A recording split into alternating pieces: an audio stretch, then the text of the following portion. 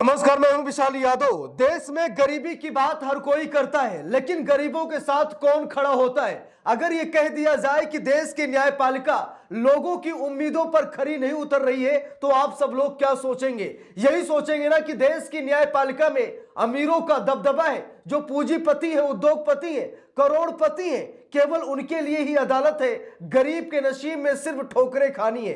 दोस्तों, बात यह है कि सुप्रीम कोर्ट के जज रहे जस्टिस अभय एस ओका साहब ने बहुत बड़ा खुलासा कर दिया है। कल से ताबड़तोड़ खबरें चल रही हैं कि सुप्रीम कोर्ट के जज ने यह क्या कह दिया कि देश की न्यायपालिका लोगों की उम्मीदों पर खरा नहीं उतर पा रही है। वैसे तो हम सभी लोगों को मालूम है कि न्यायपालिका पर सरकार का बड़ा दबाव रहता है। जिसकी सरकार है वही न्यायपालिका चलाता है। लंबे समय से आरोप भी लगते हैं और कभी कभी ऐसी घटनाएं भी देखी जाती हैं, जैसे कि जस्टिस अतुल श्रीधरन साहब, जो कि मध्य प्रदेश हाई कोर्ट के जज थे, इन्होंने मोदी सरकार के एक बड़े मंत्री पर एफआईआर का आदेश दिया था और एफआईआर भी हो गई थी। तुरंत ही प्रधानमंत्री नरेंद्र मोदी ने जस्टिस अतुल श्रीधरन का तबादला कर दिया, जिसके बाद सुप्रीम कोर्ट के एक जज ने कहा था कि न्यायपालिका में सरकार की दखल बर्दाश्त नहीं, सरकार को ऐसा नहीं करना चाहिए। देश में कोलिजियम सिस्टम है, जजों का तबादला स्थानांतरण वहां से होता है, ना कि पीएमओ से, लेकिन बावजूद इसके मोदी जी न्यायपालिका में दखल दे रहे हैं। लेकिन सिर्फ ये मामला मोदी जी तक ही सीमित नहीं है, बल्कि कहते हैं ना कि जिसकी लाठी उसी की भैंस, यानी कि जिसके पास पैसा है उसी की अदालत है। अब दोस्तों, यहां पर जस्टिस अभय एस ओका साहब ने बहुत बड़ा चौंकाने वाला खुलासा किया है। हम लोगों की आखिरी उम्मीद क्या है? न्यायपालिका है। जब हम शासन से परेशान होते हैं, जब हम प्रशासन से परेशान होते हैं, तो हम न्यायपालिका का रुख करते हैं। लेकिन अगर ऐसी खबर आ जाए कि न्यायपालिका लोगों की उम्मीद पर खरी नहीं उतरती है, न्यायपालिका न्याय ढंग से नहीं कर पा रही है, तो इसे देखकर सुनकर आप सभी लोग दंग रह जाएंगे, क्योंकि हमें न्याय वहीं से मिलता है। न्यायपालिका ही वो रास्ता है जहां पर हम सरकार को चैलेंज कर सकते हैं। बाकी कोई और रास्ता नहीं है जहां पर हम सरकार को चैलेंज कर सके। अभी आप किसी थाने में चले जाइए सरकार के खिलाफ एफआईआर के लिए, तो एफआईआर नहीं लिखी जाएगी। लेकिन अगर आप सुप्रीम कोर्ट जाते हैं और आपका मामला जेन्युइन है, तो सुप्रीम कोर्ट जरूर सरकार को भी डांट लगाएगा, जुर्माना भी लगाएगा और बहुत बड़ा एक्शन भी ले लेगा। यानी कि न्यायपालिका से लोगों को बड़ी उम्मीद रहती है कि अगर सरकार ने हमें परेशान किया तो हम न्यायपालिका में जाकर के अपनी पीड़ा बताएंगे और न्यायपालिका न्याय करेगी। लेकिन यह खबर आ जाए कि न्यायपालिका लोगों की उम्मीदों पर खरी नहीं उतर रही है, तो इसे देखकर सुनकर आप सभी लोग दंग रह जाएंगे। जरा यहां पर देखिए, जनसत्ता अखबार में खबर छपी है, लिखा भी है, लोगों की उम्मीदों पर खरी नहीं उतर पाई न्यायपालिका, सुप्रीम कोर्ट के पूर्व जस्टिस अभय एस ओका ने क्यों कही ये बात। देखिए, लिखा भी है, सुप्रीम कोर्ट के पूर्व न्यायाधीश अभय एस ओका ने कहा कि आम आदमी भारत के नागरिकों को इस कानूनी व्यवस्था से बहुत उम्मीदें थी, लेकिन किसी ना किसी तरह हमारी न्यायपालिका उन सभी उम्मीदों को पूरा नहीं कर सकी। अब देख लीजिए, सुप्रीम कोर्ट के जज रहे जस्टिस अभय साहब ये बता रहे कि आम आदमी के लिए, भारत के नागरिकों के लिए, यानी कि जिस उम्मीद से वो न्यायपालिका पर विश्वास करते थे, न्यायपालिका उन उम्मीदों पर खरी नहीं उतरी, न्यायपालिका उस उम्मीद को पूरा नहीं कर सकी। देखिए, लिखा भी है, सुप्रीम कोर्ट के रिटायर्ड जज जस्टिस एस ओका ने न्यायपालिका के संबंध में जनभावना को लेकर बहुत बड़ी बात कह दी है। पूर्व न्यायाधीश ए एस ओका ने कहा कि भारतीय न्यायपालिका संविधान के तहत नागरिकों की अपेक्षाओं पर खरी नहीं उतर पाई है। उन्होंने कहा कि व्यवस्था अपनी तारीफ करने में अक्सर ये भूल जाती है कि आम लोगों का अदालतों में असली अनुभव कैसा होता है।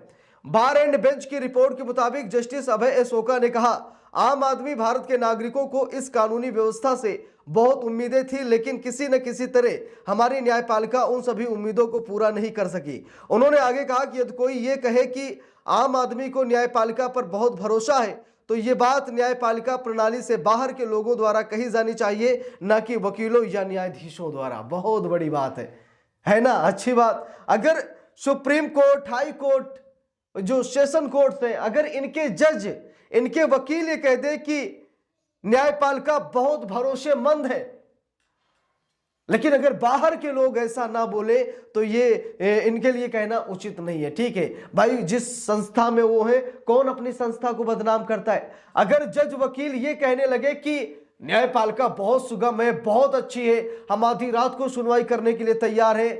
आखिरी पंक्ति में खड़ा गरीब सबसे पहले आएगा, उसके मामले को सबसे पहले हम सुनेंगे। क्या ये सिर्फ कहने की बातें थी?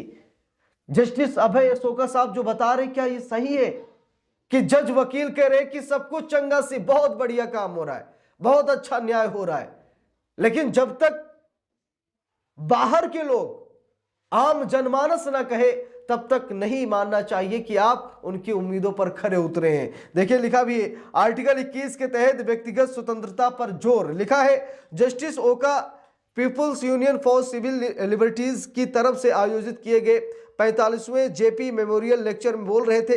पूर्व न्यायाधीश ने इस बात पर जोर दिया कि भारत का संविधान सामाजिक, आर्थिक और राजनीतिक न्याय की गारंटी देता है, और कहा कि यह वादा तब तक पूरा नहीं हो सकता जब तक कि अदालतें गुणवत्तापूर्ण और जल्दी न्याय नहीं दे देती। यानी कि जल्दी न्याय दे दे, गुणवत्ता होनी चाहिए, निष्पक्षता होनी चाहिए, किसी भी तरीके का दबाव का सामना ना करना पड़े, जज ना डरे, निर्भीक होकर फैसला सुनाए, तभी तो न्यायपालिका आजाद कहलाएगी।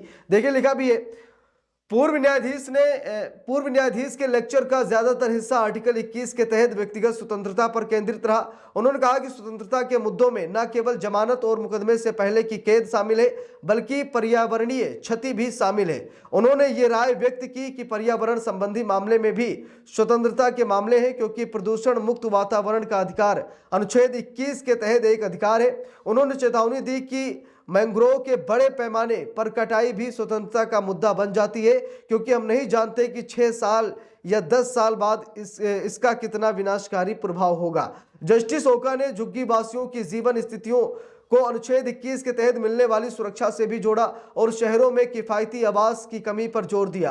उन्होंने बताया कि मुंबई आए वे लोग जो कानूनी तौर पर आवास का खर्च वहन नहीं कर सकते, उन्हें अवैध रूप से बनी झुग्गियों में रहने के लिए मजबूर होना पड़ता है, जहां उन्हें अक्सर ज्यादा किराया चुकाना पड़ता है। उन्होंने कहा कि यह मुकदमों का एक महत्वपूर्ण कारण बन गया है।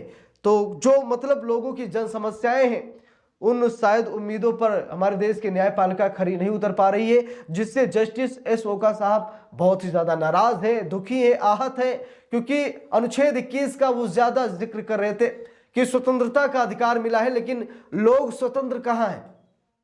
भाई स्वतंत्रता का अधिकार है तो लोग स्वतंत्र कहाँ हैं? अब न्यायपालिका स्वतंत्रता स्वतंत्रता चिल्लाए तो क्या लोग स्वतंत्र हो जाएंगे? ठीक है, कहने से कुछ नहीं होता है, जमीनी हकीकत दिखानी पड़ती है। अब सबसे बड़ा सवाल यह है कि सुप्रीम कोर्ट क्या जस्टिस अभय एस ओका साहब के इन बयानों को ध्यान में रखेगा? अब क्या सुप्रीम कोर्ट इनकी बातों को समझेगा? बाकी आप सब लोग क्या सोचते हैं, क्या राय रखना चाहते हैं, कमेंट बॉक्स में जरूर बताइएगा। वीडियो को लाइक शेयर, अगर चैनल पर नए हैं सब्सक्राइब करके सपोर्ट कीजिएगा। मिलते हैं दूसरी वीडियो में, तब तक के लिए बहुत बहुत धन्यवाद।